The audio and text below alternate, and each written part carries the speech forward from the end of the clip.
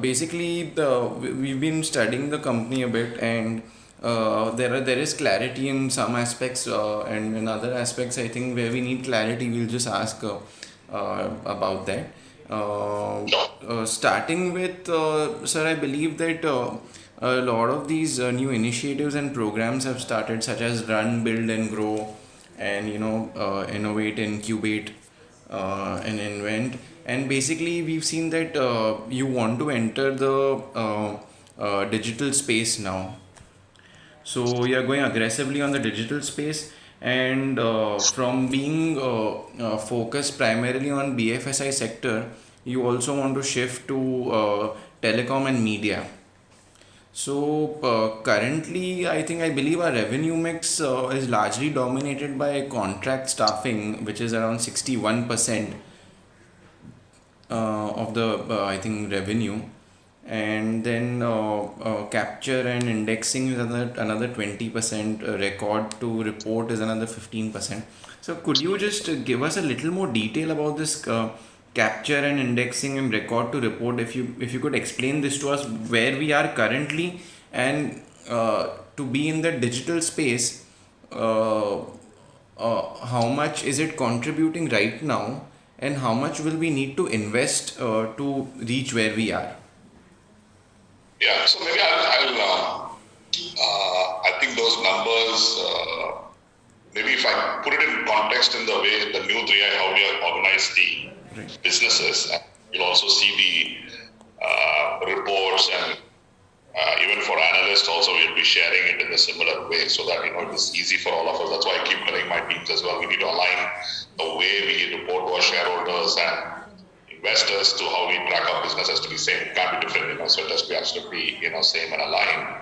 So to your point on the revenue mix, my own case, we call it now the AAA, which is application automation and analytics, which is your old school ADMS testing lines of businesses, which is now repositioned to 2021, the way I look at it. And within that, of course, there is various lines of sub-businesses. Application is your application development, and we have your digital testing or assurance. We call it the service quality assurance, automation, and then we have analytics. In that line, predominantly, I think that is our mainstay, because that we have a bulk of our revenues from that, which is almost close to 60%. But it is not just contract staffing, because there are multiple engagement models, right? From your project-based revenues, if you ask me, 50% is all project-driven revenues we have. That's a good part also. Of course, we have, like any other IT company, we have time and material and FTE based and various forms of engagement models which are there. To your point, which is capture and indexing, I would rather call it business process services, because which is predominantly the back office BPO services which we have been doing, and predominantly for the bankers. So it's a BFSI, right? From you take our RBL to all these are our customers today. Okay. We focus on the entire back office for the banks. And also for securities also. Say for example, let's say if you take ICICI Securities, we also support them in application development on the technology side. We also work with them on the back office side also in share registry, to a lot of these type of back office operations. So both lines of businesses within an account. I'll just give you an example. In an account, we also do such businesses. And this especially is now where we are now moving to digitize them. Say for example, what we have been very extremely human-centric. The biggest opportunity today is to kind of offer it as digital business process services, which is where I think the mix of, and one of the key metrics we are measuring is how many humanoids / digital workers we will have vis-a-vis human workers. So that mix has to change, and that's the inevitable.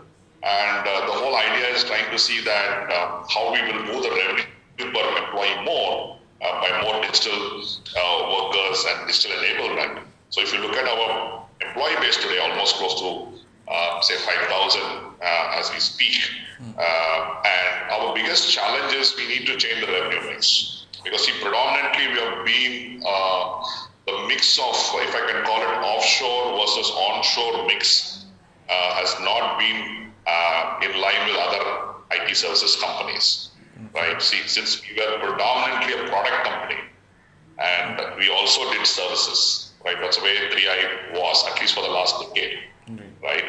So it is unlike other IT services companies which are predominantly built around a huge offshore model. Right. So for us, the important change is that how you change the mix right now. So how do we change the mix? And from what would be the mix right now, sir? If you could also advise on that, what would be the mix right now, offshore and onshore? The offshore, onshore, if you look at it for us from a revenue mix perspective, unlike other IT companies where it will be, let's say, like 80% of the revenues come from offshore ODCs and delivery models versus 20% onshore. But for us, it's more like, it's like 50-50 right now. So that's a challenge for us, and it's an opportunity also. That's an opportunity. I see it only, it can go up, right? It can only help us change the mix and do that.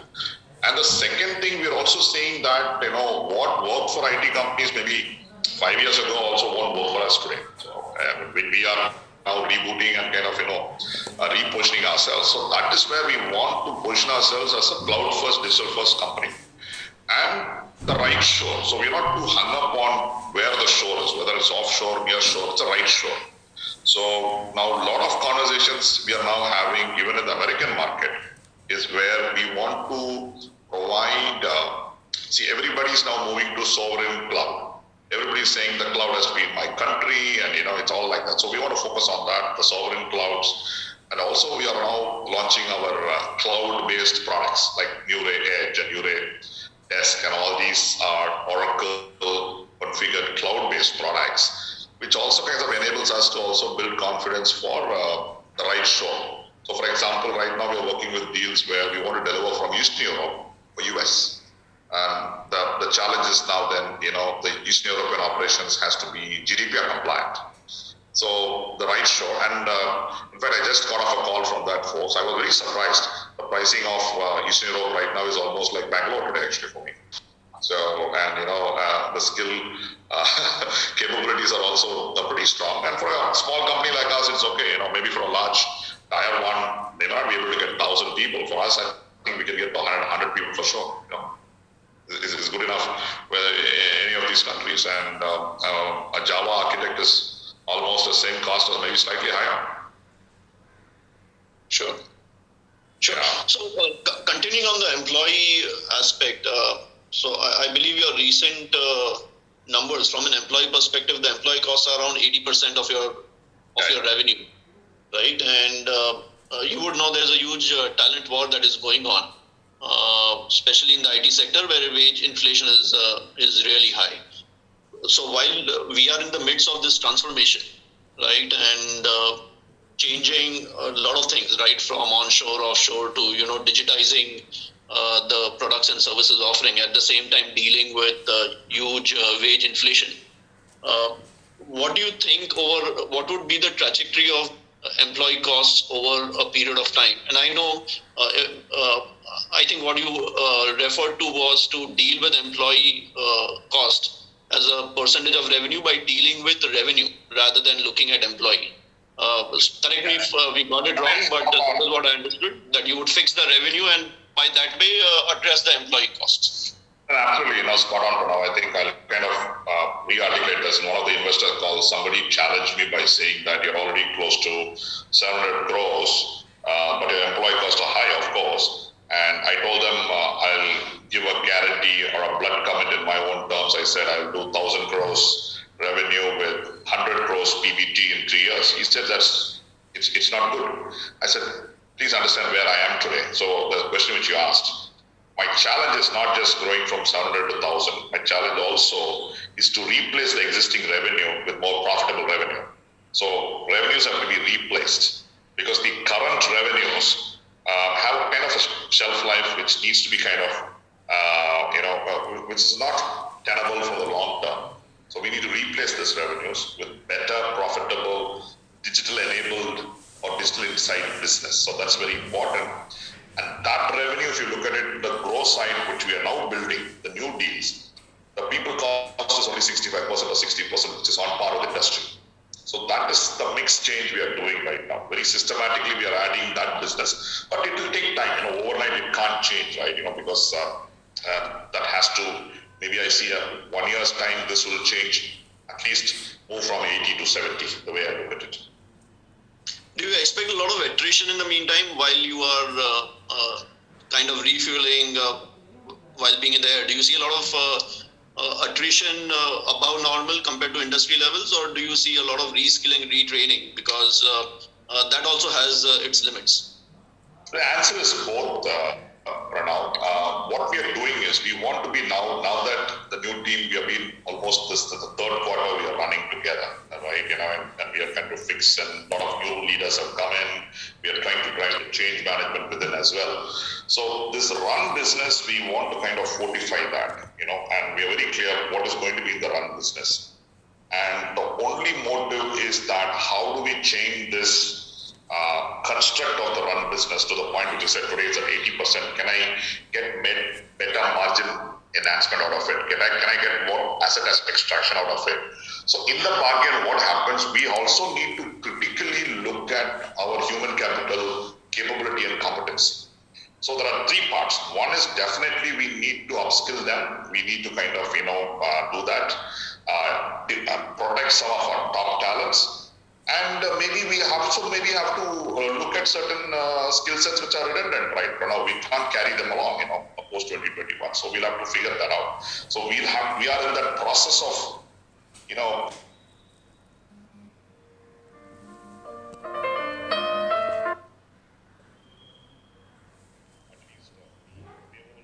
below that, there's a lot of loyalty in the organization. The other ones are also, that's mutual, Pranav. So we need to figure out how to kind of balance both the worlds, both voluntary and involuntary. Got it. And what would be 3i's proposition to attract talent, given that there is this talent war that is going on, and you're competing against some of those? Yeah, some of the big. I'll answer that in my grow and build. Okay, so we want to be very focused. The only way we will excel as a company today. See, after so many years in business, we have been $1 billion company almost close to in 2007-8. From there, you come down to 100 million. There's a classic case study, right, as a company. Now we want to get back there, right? So we cannot do what we were supposed to do in the last 5 years. So we have to stay ahead of the curve. So now what we're trying to do is, can we do something different? Can we kind of, change the way we want to kind of, run our business? Change the culture. So the important point is we want to build this culture of, professional entrepreneurship or entrepreneurship. So that's the, fundamental, theme in which we want to attract people. So people, the grow and the build side will be people who will join us to be entrepreneurs. Even as unit head would be an entrepreneur. We want to build that type of culture. That's the only way we can differentiate ourselves, attract the best talent, and that's working. And now the compensation plans also have to be worked around. In fact, as I'm speaking, we are going to garden a consulting organization to help us restructure our compensation plans. So if we need to, the traditional plans won't work to attract talent. If I want to get a top talent from a tier 1 player who's sick and tired of working there, he wants to work with us as an entrepreneur, then I need to really change the way I kind of compensate him. It's not about the hike he gets on his fixed pay. It's like, what is that he's going to make 3x or 4x or 5x times in the next 2 years as he goes through this. So we are doing this change in compensation plan, not at senior levels, but even at mid levels, and even at individual contributors who are kind of, very prime. So that's a key change we are doing to attract talent now. The second thing which we want to also focus is, we want to stay away from these crowded metros. So as I'm speaking to you, we are trying to do three-way, partnership in terms of tier 3 cities, where we want to work with, organizations who can stitch this entire supply chain of tier 3 engineering colleges or management schools. They will kind of pre-certify them, bring them on board. We will assure the supply chain. We are talking to them. In fact, we want to take a strategy of building 4 hubs. one in south, maybe deep south, one in east. We already decided in Guwahati or Shillong or somewhere, because these are fantastic opportunities. A lot of tier one folks are not focusing on this. And even if I take Maharashtra, I can talk about one in Satara or Kolhapur, instead of all of us killing ourselves in Mumbai and Pune. So we want to pick up these areas and build COEs. So for example, we are talking about building an Oracle COE in Northeast, and we want to build some of the automation COEs in Deep South. So we want to build these COEs which are across your infrastructure management, application management. And what happens is that, let's say we go ahead and hire 200 people. And once you do a kind of a skill assessment, everyone could be at various levels. The second thing, this will keep our cost low. And the third thing, the loyalty and attrition for us in these cities will be very huge, because we are creating jobs out there. Because there's no jobs. Now all these kids have to travel either to a tier 2 metro. If I take a Tamil Nadu example, they have to go to Coimbatore or Madurai or Chennai, or you take Northeast. Now all of them study there. We have all NITs, IITs and IIMs in Northeast. There's no jobs. They all come all the way to Bangalore or Hyderabad. I got IIM, IIT kids ready to work at 50% of costs. If I give them back a job in Northeast, they're all ready to go back. So we'll reduce the cost there, and it also kind of increases loyalty level as well. So this is some of these experiments we're doing in India. Now, as I'm speaking to you next week, you'll come across, we're signing up some contracts with countries like, say, Malaysia and government, smaller countries, and we are launching some of these center of excellences there as well. So things like in Malaysia, in Indonesia, there are good talent pool which is available as well, to kind of supplement our shortage in India. And of course, I spoke about Eastern Europe, even in the Middle East markets also. There's kind of a bit of India fatigue there. They're looking for alternate supply chain.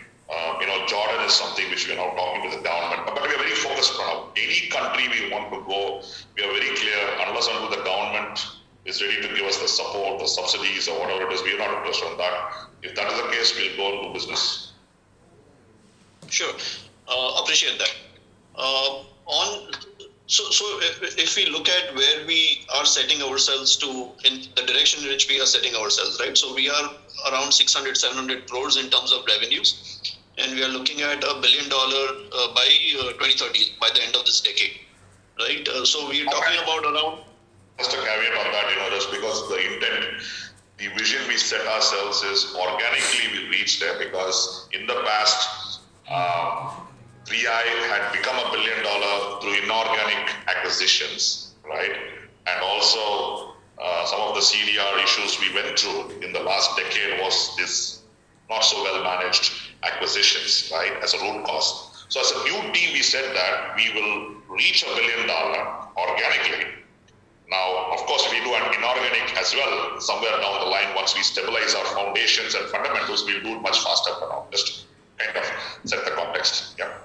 Sure. So if you look at these numbers, we are approximately saying we do around 28 to 30% CAGR over these 10 years in terms of revenues. And while we set ourselves to do that, we are looking at replacing our revenues, as you mentioned, right? So basically revamp our product services, bring in more digital and so on. We are also doing a lot of transformation from an employee perspective, right? Reskilling, rebuilding, finding new sources of revenue, holding on to the employees that we already have and so on, right? So this is focusing only on services, while 3i erstwhile was also a products company.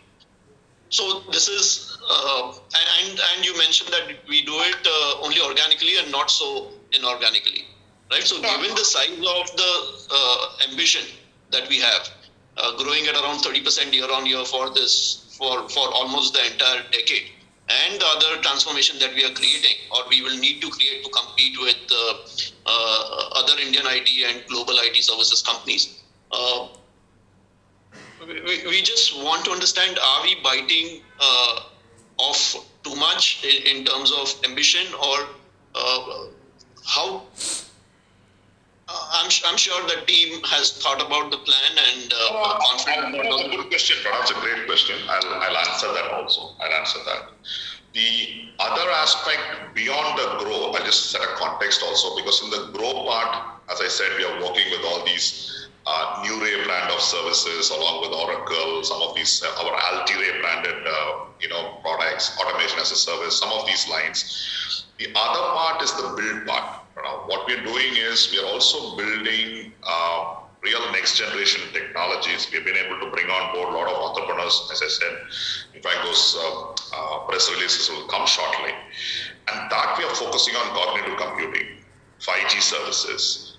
And I know we have senior people like Amrita Gangotri, who's now mentoring us. She's the board of Tamla, so she's mentoring us to build this services, and that's how we're going to be our arrowhead for the future.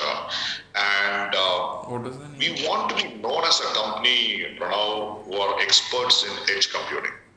2 years from now, that's what we want to do. We want to be experts in edge computing. Anything to do with edge, you will come to us. Whether it's edge analytics, it's edge security, it's edge real-time analytics at the edge, it's edge computing services. Anything to do with the edge, we want to be known as a player, and that is why we telecom, media, and entertainment focus also, where telecom, media, and entertainment becomes a customer as well as also the B2B2C. So that's what I'll try and answer how we will get that $1 billion breakup also. So if I just convert that to 7,500 crores, which you need to hit. Now, classically, as you rightly said, typically in a linear growth, you will say that you will never hit beyond 5,000 crores. It's impossible, right? And that is where we have got these 3 tracks running now. One is this current classic services business, which will kind of upgrade itself and, which will probably give us 2,500 crores on a traditional growth model. Now, the second 2,500 crores will come from our grow businesses, which are typically cloud first, cloud native, digital first kind of models, which are more higher margin.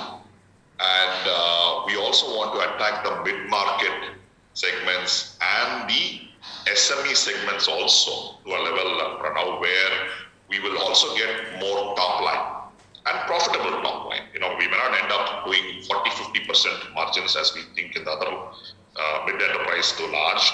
We might get 25 to 30, or even still that is damn good margin from where we are today. For us, and that will give us volumes, if you ask me, in the mid-market and the SME segment.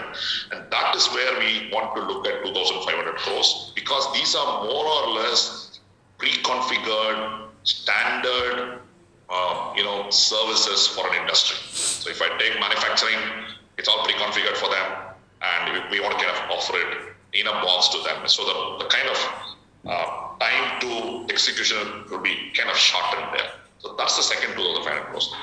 The third area is where all these new lines of business we are talking about, right? And which is more in terms of cognitive computing, and that is where we want to look at B2B2B, B2B2C as well through telcos or whatever it is. See, for example, B2B2C. I'll give a small example. The New Ray Edge, which is a SaaS product of ours right now. Now, we can just sell it to an enterprise or sell it to a consumer through a telco. So that's going to be really, more heavy top line for us, because once you get into a B2B2C, that's where the acceleration comes for now. So for us, the third track, which is powered by 5G and cognitive computing at the edge, which is where we are now investing whatever little money we have in that, is where we are hoping to get that last mile 2,500 crores per annum as a breakup. Okay. So would it be right to say, Thompson sir, that we're looking at productizing the services in the second and the third category that you mentioned? Are we looking at productizing the services, making it like as you mentioned, in a box or appliance kind of a model? Absolutely. It'll all be productized. It'll all be New Ray, which is our cloud-led, productized, and it's kind of very short execution times, orchestrated for an industry. That is what we are aiming right now. Second, also, we will develop our own IPs and products. So the build part is also very clearly, we are super clear, because I'm not bringing all these entrepreneurs just to create productized services. They are there to solve business problems. And if you're lucky, we might even create unicorns out of it. So it's very, very clearly thought through. They have given the freedom. It's a kind of a balance between revenue versus R&D. Right now, we can't afford huge R&D. But as we build momentum, we will build products and create IPs as well, Pranav. Got it. Okay. So we get how you will differentiate yourself. What are the risks though in the journey? So we clearly see that you would productize and build IP, also join hands with a lot of other entrepreneurs, right? So we see how you will differentiate yourself, but what are the risks that you would watch out for? The risks are two-pronged for, if we were a startup, it's very easy, right? You're starting fresh. It's easy for us to say, we are like a startup, we'll build that we got. But see, all said and done,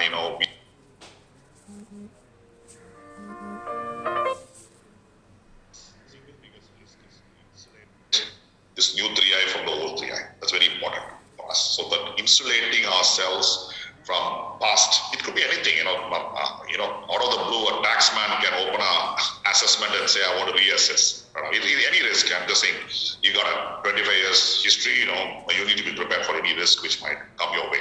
So that's our top one in my mind. We are building a global risk and compliance organization just to ensure we insulate ourselves, insulate the future from the past. That's number one. It's my single biggest risk because that's very important for us. Second, from a business perspective, once we have done that, we need to rebuild our foundation right now. So that is where we are right now. So as it is like we are just repairing the plane as we are flying. We need to rebuild the foundation because you asked a very important question at the top. Are we aspiring too much or are we trying to bite more than we can chew? So unless we fix our foundation and get our fundamentals right from as simple as your re-looking at your entire internal controls, re-looking at your entire processes. So the first step we are doing is whatever we are preaching to the world, we are now practicing ourselves. Whether it is process transformation, building the technology for ourselves, we are the first customer. So every practices we have told them before you launch it to the market, we use it. So we are trying to de-risk ourselves by, try and buy for ourselves. We want to use it. In the bargain, we are also kind of building a strong foundation for us. That's very important. And we are on the journey and we should fix that very quickly because that is important for us to kind of de-risk ourselves from the scale and the pace at which we want to operate. Otherwise, that will kind of keep us pulling us down. So getting our foundations back on track is very important. Second one. The third is that though we are now debt-free and we're just kind of settling off all our past deal-related issues and we start fresh as a company, this residual capital is limited for us. So for us, we need to now, once we have a strategy, once we have a clarity, definitely we need to inject fresh capital into the company. So we'll have to figure out that and how we want to do it.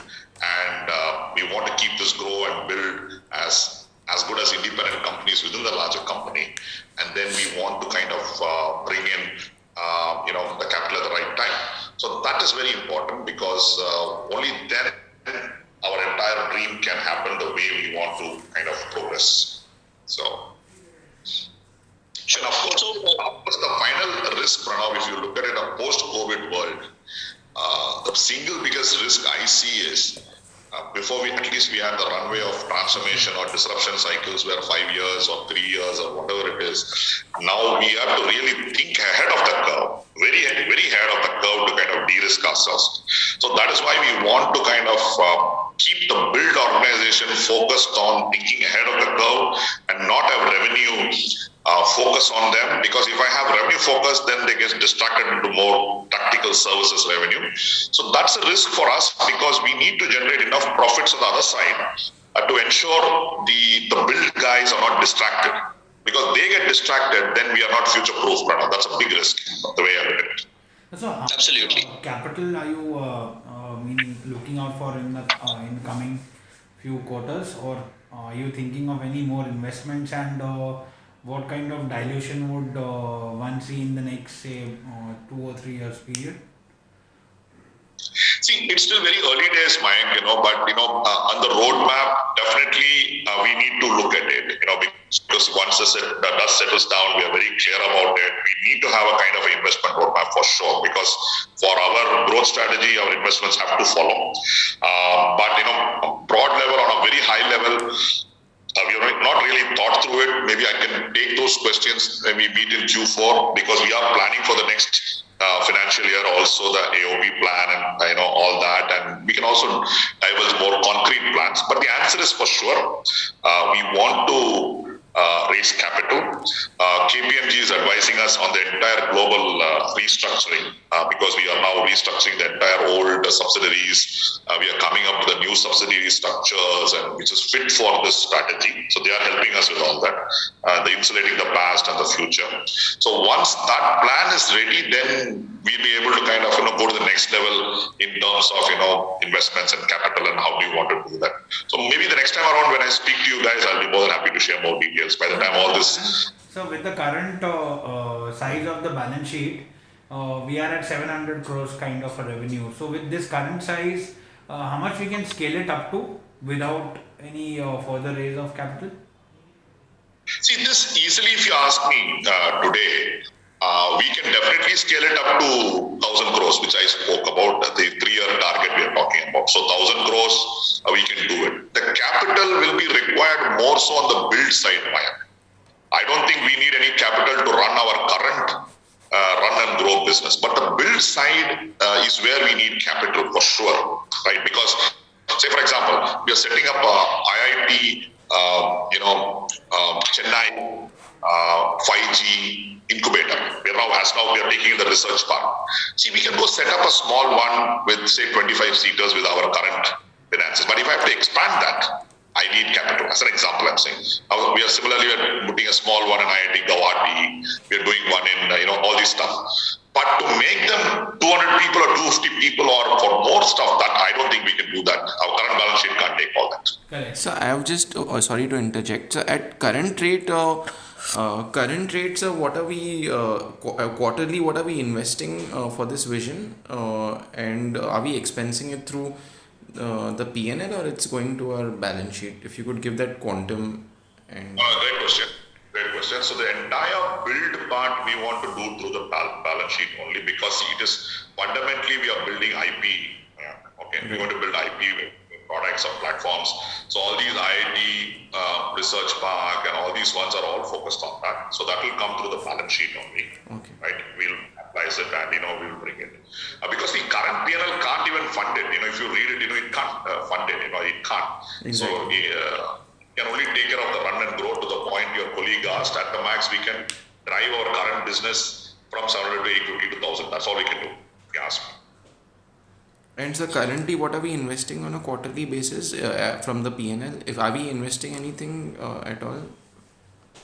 No, we have. The build team is already set up right now. Okay. We have kind of earmarked almost 1.5 million right now. From Okay. Cash approvals we have got to set up these seed teams. So those teams are being set up right now, which is focused on 5G and cognitive computing and edge.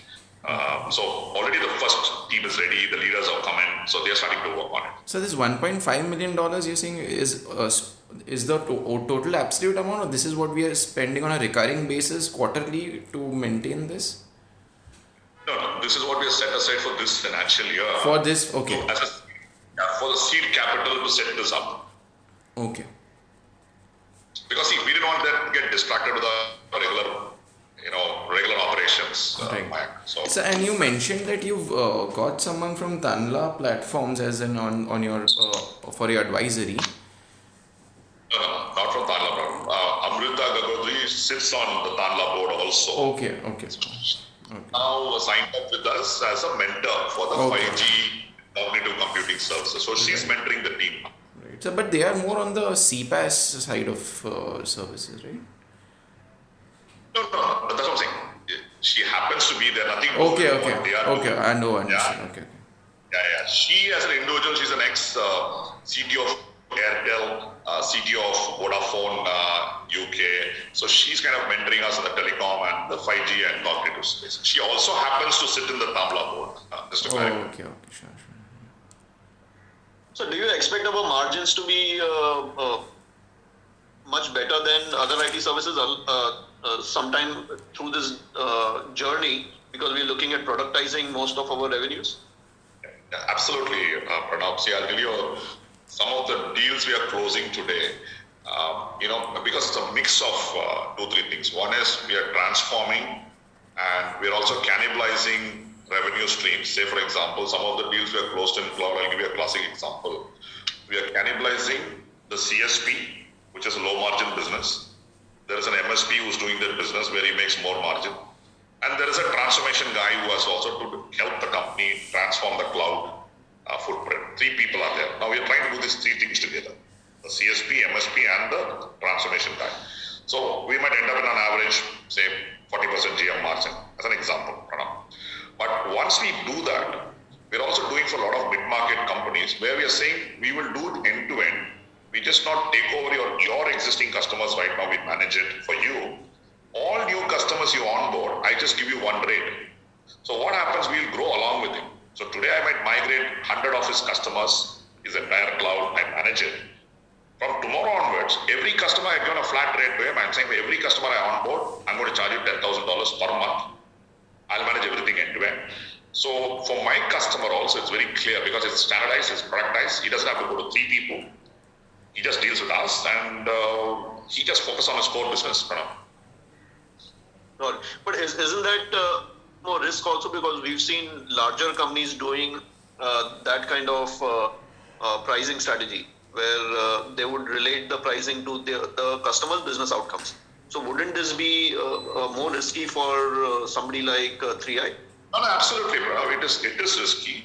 But I feel that unless we take some calculated risk, we cannot differentiate ourselves. See, we cannot right now do what my peers have been doing and perfect for 5 years. 3i has missed the bus. Let's be very clear about it, right? Got it. So unless we pick these spots, but to your point, we want to be super focused on certain areas. Let's say even if I do, we will say we are focused on, say credit unions, banks. So we want to be super focused. We'll be focused on B2B platforms who are focused on, for example, this is a live case, they are, we are working with companies who themselves are B2B platform, right? Offering services to other enterprises. For example, in healthcare as an example, or things like that. So we always say super focused on some of these areas. And we also want to invest deep domain knowledge on that and stay focused on that. That's it. So we can't split as well. Got it. And are we experiencing better gross margins in the newer deals that you spoke about compared to earlier? Just imagine. And by what factor would that margin increase be? So if earlier it was, let's say... 9% So currently we're at 9% EBITDA, yeah. See, look at it today. We are languishing at around 15-16% or wherever it is at the max. Some deals might be. So the current one, we did. But right now, immediately some of the new deals we are winning, even with heavy discounting, because we are fighting against some top-notch competition as well. It's not easy. We are still making around 35%, 38% GM in some of the deals we close now. So there's a huge jump, right, Ram? Okay. Yes, sir. But the point is, see, what is happening, all this has to happen parallel. That's a challenge for us. It is, sir. We appreciate that, and that is why we were very curious to understand your perspective. Yeah.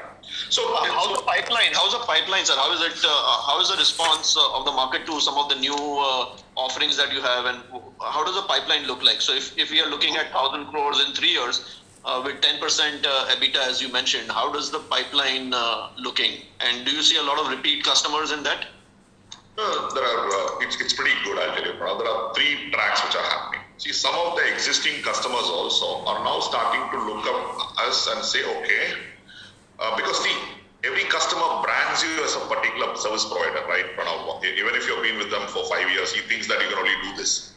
Now, slowly, as we are kind of, building these capabilities, competencies, and educating them, slowly new lines of business are opening up with our existing customers also. That's a positive. Second, also, there's a lot of traction on win back. So that's a positive of having a 3i Infotech name, which has been there for 25 years. So across the world, you would have had an MSA with somebody. So now you go back, you guys are still alive, and maybe you come back to life now. So people are talking to us. So that's a positive for us, Pranav. Instead of being a rank new startup, they know your name. So our ability to kind of create a recall and tell them, boss, we are alive and kicking and we are back in action, it's easy also. So we are doing that. We are now running a win back campaign as well. So where we used to have an MSA or we still have an MSA, we don't have a statement of work. So that's a second positive which is there, Pranav. Third also is now we are creating new markets for ourselves. Like I said, we are very focused. We say, boss, I'm not going to go fight with the tier 1 guys, the large banks or whatever it is, unless the Oracle leads me or some other large player leads me. I'm super focused on my mid-market. I'll focus on my credit union banks. I'll focus on my community banks, as an example, I'm saying, in USA, and things like that. So we want to pick up battles in our own target segments, in the mid-market. And that is now opening up right now, because that area, we are not facing such heavy competition from the big boys also. Got it. Because see, even if you look at it there, ultimately the battle is won at the local level, where a country manager or even a big guy, he might be saying, I'm a SMB guy in a tier 1 player, but he's no match to when we put all our guys there. No? He's finished, because his headquarters is not going to rush any help to him. Whoever he was. Agree. So I have a very, in terms of this services, I had a very specific question. Is when you said that the new deals that you're winning are of a higher gross margin business. So at the beginning of the call, when I asked you, the contract staffing is a huge portion of our revenues. So where are we seeing this mix tilting towards that is giving us higher margins? If you could give us a little detail. There are 2 parts. One is also even the traditional IT services, which is your contract staffing or whatever you want to call it, capital services, which all of us do, every company does. There is also a lot of deals where customers are now saying, why don't you convert it to managed services? You take it over, convert the entire contract. So contract restructuring is happening, engagement restructuring is happening. So everybody wants to see, can I reduce the total cost of operation? That's about it. So instead of having 100 FTE now, you tell me now, give me a 10% discount and change the model and move on in life. So all this gives us more leeway and freedom for us to also kind of drive margins up, even on the existing lines of business, which I'm saying. That's one. Second thing is the new lines of business which we are now going in are all anyway high margin business. So once we kind of upsell and cross sell, these are high margin, relatively. So account-wise also we're now trying to figure out, how we can increase the margin. And secondly, also we are existing accounts where we are bleeding and we are ruthless about it. We don't want to kind of, waste our time with accounts where we are negative. We just want to get out of it. Anyway, we can go and wake up our old accounts where we don't have initiative and tell them, boss, we are back in life, we are alive again. So we can again start fresh there, rather than killing ourselves with existing accounts at low margin. Right. Thank you. Sir, is there any plan with Amazon Cloud or Google or Azure? I heard about the Oracle Cloud. So is there any plan with any of the other 3 players? Yeah. No. So see, there are 2 parts, right? Now, if I say in my build business, we are building this Oracle, Murray. Of course, our bread and butter, we have Amazon practice, we have Azure practice. In fact, we won a deal right now in US, which is on Azure, nothing to do with Oracle. It's an Azure practice. So we have cloud in a box for Azure. We have teams in Amazon also. Google we don't have. We have an Amazon and an Azure. Both we have. And in fact, around Murray 3i, just for your benefit, we have this 2-1, 3i plus and 3i. Murray 3i is built on Amazon bare metal only. It is branded as our cloud, but built on Amazon bare metal. We got our own hyperscalers by which we are optimizing the cost by 25-30%. Some secret sauce of ours. And we add in our pass. So both the tracks are there. But Oracle is more a strategic partnership for us because we are betting very heavily, and it's usually they are also reciprocating to us. In fact, we are the only 2, apart from Wipro, we are the only guys who are in APAC Oracle co-sell partners products. It's a privilege for us. And we're also taking a lot of countries where Oracle is not there, creating very niche sovereign clouds. So it's a kind of a head start for us. But to your point, we have Amazon and Azure practices independently as well. Are margins comparable in both the businesses, or is one higher than the other? Whether it is Oracle one is strategic for us is higher. But if we go in Amazon and other where I do the bare metal, where I just get the bare metal, I use my hyperscalers, then my margin is very high. But if I do a straight away, it's just a low-end business, just volume business product. Yes. Yeah. See, our money actually comes from migration more than that's the example I gave you. The CSP, MSP, and the transformation. And the biggest opportunity now we are building the COE with Oracle also is on migrating their legacy platforms, right? ERPs. And how can be that partner of choice for ERP migration in the mid-market segment. And also we are building a COE for NetSuite. So in fact, we ourselves became a customer for NetSuite. The entire finance, we are now moving to NetSuite and we are building a COE around it. So you will get a sense of where we are heading. Got it. Alluding back to one of the other questions that Kunal asked about investment, is there a ROE goal that you have taken internally? Yeah, good question, Pranab. I think maybe I can answer that in Q4. Okay. Sure. Yeah, I will answer maybe because we are getting there, because obviously we need to get all those questions answered for us to kind of get into the journey. Hopefully, I'm just waiting for the KPMG report to come, and then we can start answering some of these points. Sure, sir. Mayank? Yeah. Any more? Yeah, no, that's it from my side. I had asked all the questions in the middle. Sure. So, yes. So, I'm done too. Kunal, any other questions? No, I'm done too. Okay, great. Thank you so much, Thompson sir. It was we were excited looking at the story, and we wanted a chance to talk to you in person and get that. Get your side. I think all of us are in Mumbai. We should all catch up for a coffee sometime. Yeah. Sure. Absolutely. Sure. Definitely.